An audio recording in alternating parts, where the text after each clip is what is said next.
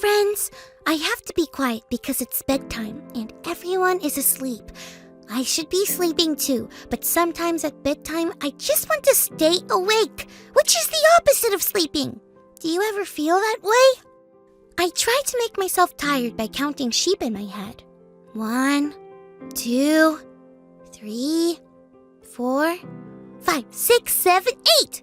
The sheep in my imagination started dancing, and that made me want to dance. And before I knew it, I was dancing along to the sheep hop on my bed. Shake, shake, rock and roll. Shake, shake, rock and roll. Shake, shake, rock and roll. Shake, shake, rock and roll. Then, my mom said to turn off the lights, be quiet, and go to sleep. So that didn't work. Then, I tried to make myself tired by thinking about what I would have to do tomorrow.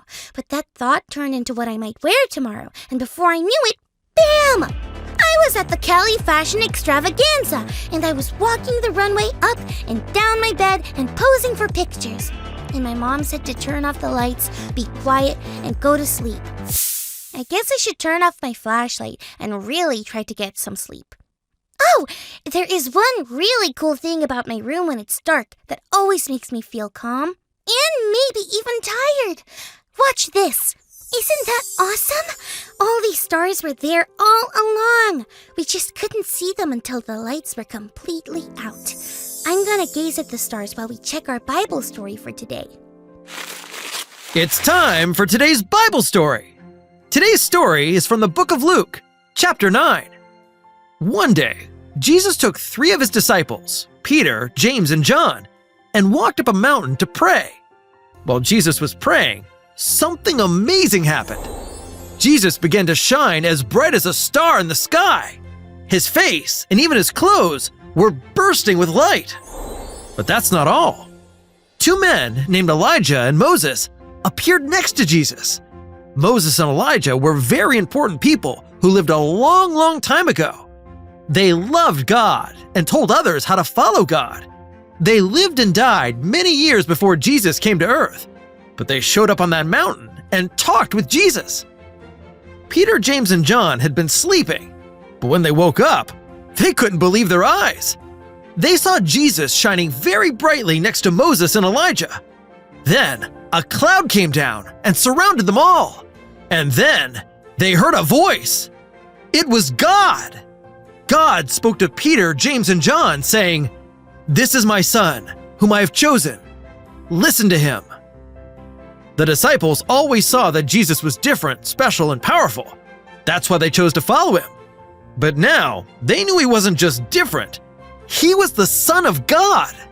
It was like they were really seeing Jesus for the very first time. Jesus had always been the Son of God, and he'd been right there with them the whole time. But they just hadn't really seen it until that moment. We might not be able to see Jesus like his friends did, but Jesus is with us even though we can't see him.